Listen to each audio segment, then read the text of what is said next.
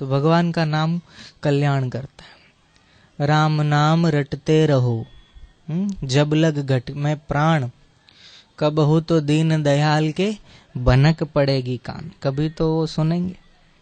चीटी के पग नेवर बाजे, वो भी साहिब सुनत है। चीटी के पग के नेवर बजते हैं तो वो भी भगवान सुनता है। चीटी कितनी छोटी, फिर उसका पांव, और वो पांव में भी वो भगवान सुन सकता है, तो हमारी पुकार क्यों नहीं सुनेगा दिल से। मैंने कल भी कहा था कि किसी ने सवाल किया था ना, भगवान क्या करता है। हम इतने दुखी, हम पुकारते फिर भी हमारी पुकार नहीं सुनता, तो भगवान करता क्या है। भगवान ये ऑक्सीजन बना के देता है। भगवान क्या करता है, भगवान अन्न पैदा करके हमारे लिए तैयार करता है। भगवान क्या करता है, ग्रह नक्षत्रों को अपने समय की सीमा में बांध के रखता है। भगवान क्या करता है, बोले उसने समुद्र को बांध के रखा है। भगवान क्या करता है, बोले वो अपना काम ठीक समय पर करता है, पूरा करता है। भगवान क्या करता है, बोले सुख बांटता है।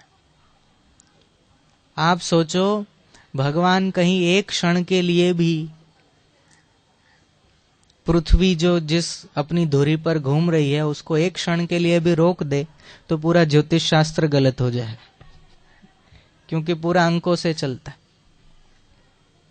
हमारी जन्म तिथि, वार, ग्रह, नक्षत्र सब पानी में।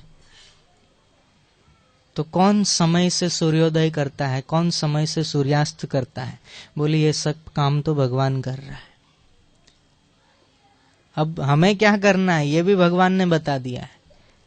और जो भूल गए हैं तो वो भगवान की ही बड़ी कृपा है कि ऐसे महापुरुषों से हमारा मिलाप करवा दिया। जो हम भूल चुके, जो हमें संस्कार नहीं मिले अपने माता पिता से या बुजुर्गों से, वो सारे संस्कार आध्यात्मिकता के ऐसे सद्गुरुओं के माध्यम से, ऐसे ध्यान योग साधना शिविर के माध्यम से हमें मिल रहे। ये उसी की तो कृपा है। भाग्य के भरोसे बैठने वाला व्यक्ति सदैव कंगाल बना रहता है, लेकिन जो पुरुषार्थी होता है, वीर होता है, वो आगे बढ़ जाता है। कल मैंने कहा था, बिल गेट्स माइक्रोसॉफ्ट कंपनी का मालिक, भारत का आदमी जितनी देर में भोजन करता है उतनी देर में वो 800 करोड़ रुपए कमाता है। कितने? 800 करोड़। हम जितनी देर में भोजन करते। मजे की बात यह कि उस बिल गेट्स ने कभी भी लक्ष्मी पूजन नहीं किया।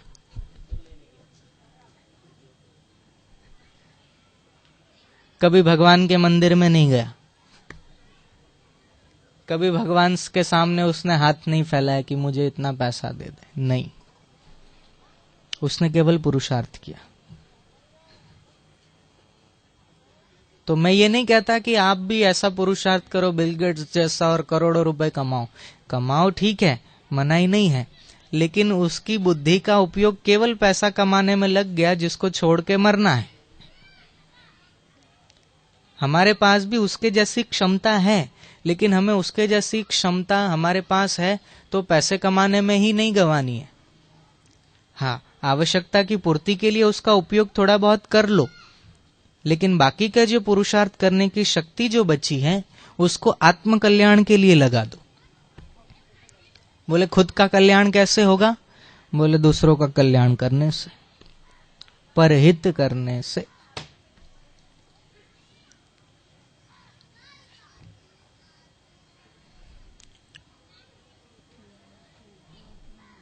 शक्कर खिला शक्कर मिले, टक्कर खिला टक्कर मिले। नेकी का बदला नेक है, बदों को बदी देत है। इसे दुनिया मत समझ भैया, ये तो सागर की मझधार है। तू औरों का बेड़ा पार कर तो तेरा भी बेड़ा पार है। ये गुरुदेव के श्रीमुख से हमने कितनी बार सुना। तो सुन तो लिया, लेकिन कब जीवन में उतारेंगे, ये प्रश्न है। जो पहले दिन से यहाँ समय से आ रहे हो हाथ ऊपर करो।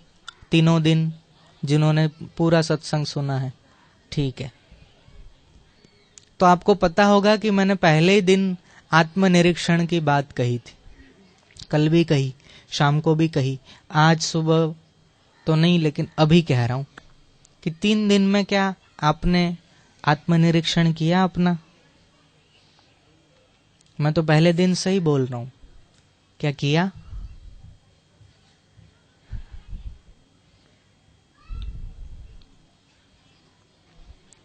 नहीं। क्यों नहीं किया? गलती यही होती है हमारी। ये प्रत्यक्ष प्रमाण है, ऐसा नहीं कि मैं कोई कपोल कल्पित बोल रहा हूं। 3 दिन आपके ही सामने की बात है, पहले दिन से बोल रहा हूं, कल भी कहा, आज भी। आज पूर्णाहुति के समय मैंने पूछ लिया, आपने किया कि नहीं?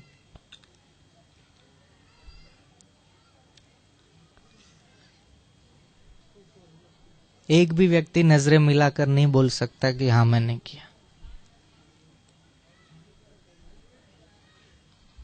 यही तो प्रमाद है। अंधेरी रात में रास्ता भटक गए, जंगल है, हिंसक पशुओं की आवाजें आने लगी है और हमें जल्दी से जंगल पार करना है, लेकिन रास्ता मिल नहीं रहा। क्या करें? परेशान हो गया, कहीं से कोई तो प्रकाश मिल जाए, हम उस दिशा में जाएंगे। संजोगवश भगवान ने कृपा की, हाथ एक दिया मिल गया कहीं जलता हुआ, उसको उठाया, बड़ी खुशी हुई, चलो इसके सहारे चलेंगे। उसके सहारे लेकर अब तो कोई बात नहीं, दिया है, अब चलेंगे। थोड़ा आगे गया, दूसरा दिया भी मिल गया, दूसरे हाथ में दूसरा दिया भी रख लिया। चलता गया। अब निश्चिंत हो गया, बोले अब मुझे डरने की क्या जरूरत, मेरे पास प्रकाश है तो मैं चला जाऊंगा, जंगल पार कर लूंगा। लेकिन उस बेवकूफ ने क्या किया कि अब दिया भले हाथ में, लेकिन चलने का कर्म तो करना पड़ेगा ना, चलने का पुरुषार्थ तो करना पड़ेगा कि नहीं। उस बेवकूफ ने ये सोचा कि अब तो मेरे पास दीपक है, अब तो मैं जंगल पार कर ही लूंगा, तो मुझे चिंता करने की क्या जरूरत, सब दिया करेगा।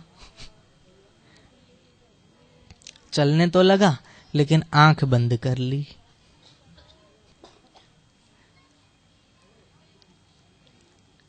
आंख बंद करके चलने लगा, बोले अब तो दिया है ना मेरे पास, अब मैं क्यों डरूं। चलता गया, आगे कोई कुआं था, गिर पड़ा धमाक, और रोने लगा कि हाय रे हाय, मेरे पास तो 2-2 दिया, फिर भी गिर गया, अब कौन निकालेगा ये वो, अब तो दीपक भी बुझ गया, अब जो था वो भी गया। अब कोसने लगा, ये दीपक के रहते हुए मैं गिर गया, हे भगवान कैसे दीपक दिए। तो आप उस व्यक्ति को क्या कहोगे, बेवकूफ है कि नहीं? बेवकूफ ही कहोगे ना। जो उस व्यक्ति को बेवकूफ मानते हो हाथ ऊपर करो, बाकी सब समझदार मानते हो,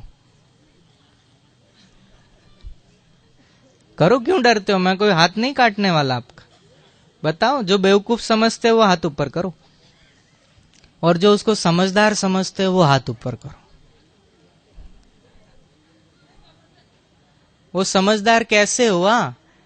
दिया होते हुए भी आंख बंद करके चल रहा है बेवकूफ। समझदार कैसे हुआ वो? मैं आपके हाथ में दीपक रखूं और आप आंख बंद करके चल रहे हो, और फिर कुएं में गिरते हो और दोष दीपक को देते हो, तो बेवकूफ कौन हुआ? सही है ना। ऐसे ही मार्ग तो दिखा दिया सदगुरु, हमें प्रकाश तो दे ही रहे हैं ना, इस रास्ते चलना है बेटा। हम चल तो रहे लेकिन आंख बंद करके, तो बेवकूफ कौन हुआ?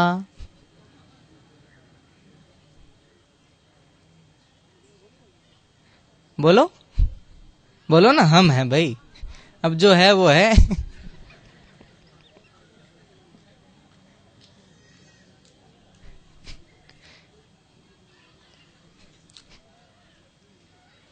ऐसा नहीं आप हो, मैं भी आ गया मैं भी उसी में हूं, मैं भी बेवकूफ।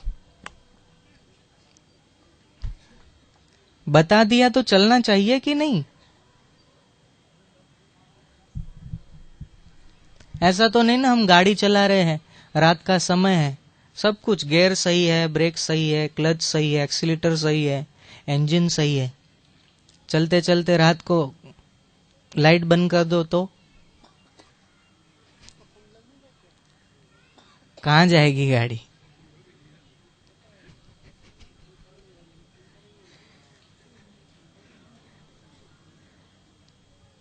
महिसागर में।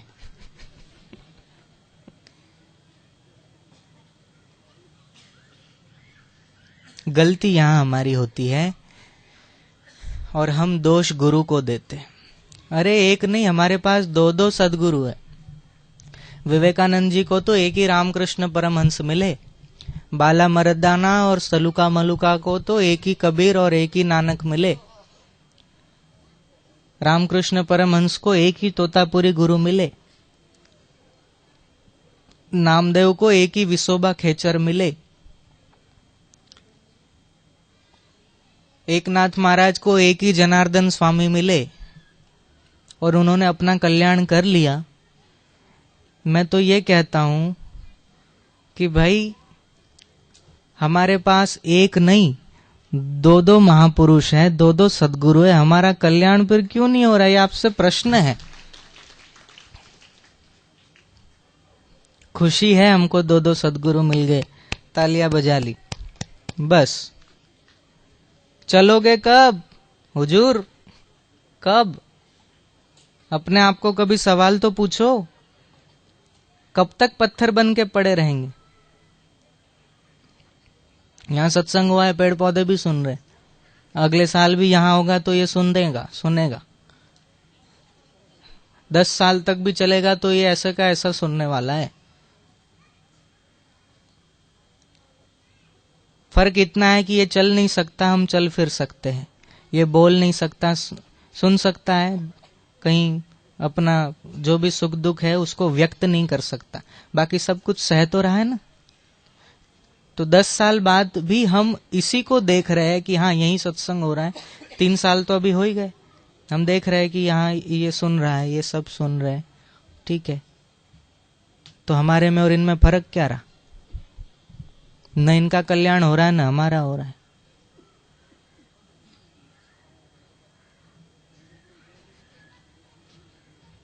परिवर्तन क्यों नहीं आ रहा है हमारे जीवन में?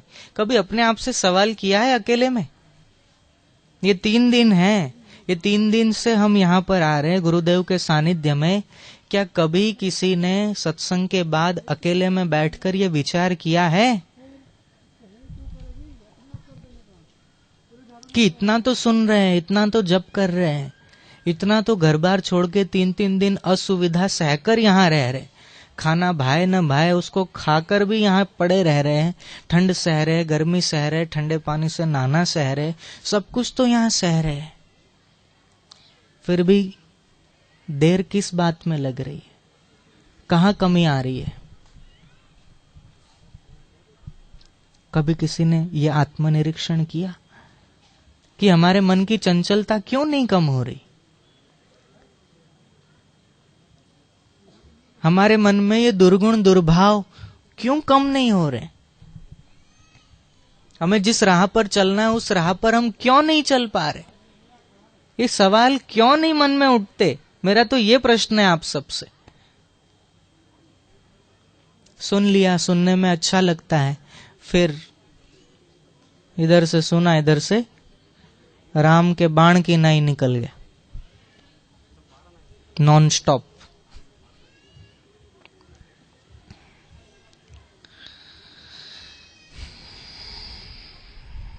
तो खैर, कहने का तात्पर्य मेरा यही है कि शिविर में हम आए हैं तो इस शिविर का पूरा लाभ उठाना। और ये जो मैं बोल रहा हूं, ये सब सद्गुण हमारे जीवन में ये साल भर में तो आने चाहिए। साल में 12 महीने होते, हर एक सूत्र पर एक महीना अगर हम चले कि एक सूत्र पर हमें शांत स्वभाव का बनना है, तो 1 महीना शांत स्वभाव का होने का प्रयत्न करें। कितनी सफलता आई वो देखो। फिर दूसरा सूत्र अपनाएं कि वो उत्साही होता है, प्रत्येक कर्म जो भी करना है, घर में बर्तन मांजने हैं, कपड़े धोने हैं, झाड़ू लगाना है, किसी को पढ़ाना है, किसी को समझाना है, कहीं जाना है, घूमना है, फिरना है, सत्संग सुनना है, जप करना है, अनुष्ठान करना है, जो कुछ भी करना है सब उत्साह से पूरा करे। तो 1 महीना ये प्रयोग करे।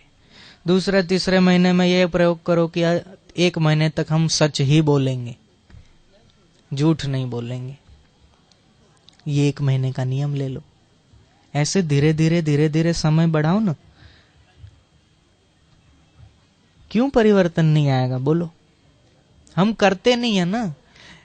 ये ऐसे पवित्र जगह पर आकर परसों भी कहा, परसों सुबह कहा, परसों दोपहर को कहा, शाम को कहा, कल सुबह कहा, दोपहर को भी कहा, शाम को भी कहा।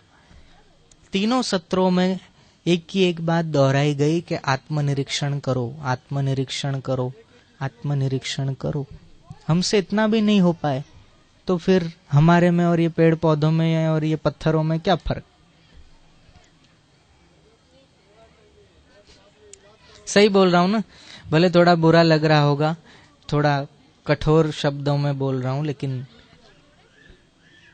यही सत्य है। कवि काग हो गए, उन्होंने बहुत सुंदर पंक्तियां लिखी। अमे निसरणी बनीने खीला खाधा रे, पण चढ़नारा कोई ना मळ्या। कि हम सीढ़ी बन गए ताकि हमने जितने पापड़ बेले उतने समाज के लोग, हमारे शिष्य, हमारे चेले, उनको इतना कठिन परिश्रम नहीं करना पड़े, वो जल्दी से परमात्मा का साक्षात्कार कर ले, वो समता के ऊंचे सिंहासन पर जल्दी से चढ़ जाए। इसलिए सीढ़ी हम खुद बने और खुद ने खीले खाए, माने खुद ने तकलीफ सहन की। लेकिन अब सीढ़ी तैयार है तो इस पर कोई चढ़ने वाला नहीं।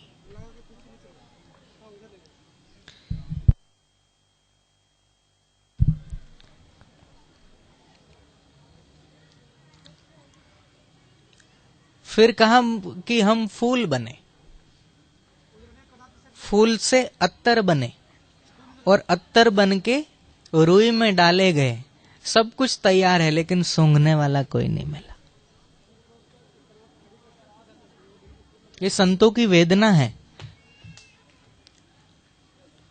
जो ये पंक्तियों के रूप में सामने आई है। संत सब कुछ थाली पिरोस कर तैयार दे रहे हैं। અમે માથેડા કપાવ્યા, આગમાં ઓરાણા, અને જન જનની થાળીએ પીરસાણા, પણ જમનારા કોઈ ના મળ્યા। हमने सिर कटाया, माथेड़ा कपाव्या, आग में ओराणा, आग में तपे गए।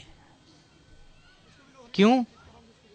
बोलो जन जननी थाळीए पिरसाणा, भोजन बनकर सबके लिए तैयार माल, लेकिन खाने वाला कोई नहीं मिला। तो ये नियम थोड़े से अगर जीवन में आ जाए ना, तो ये ध्यान योग साधना शिविर से बहुत चमत्कार हो सकता है।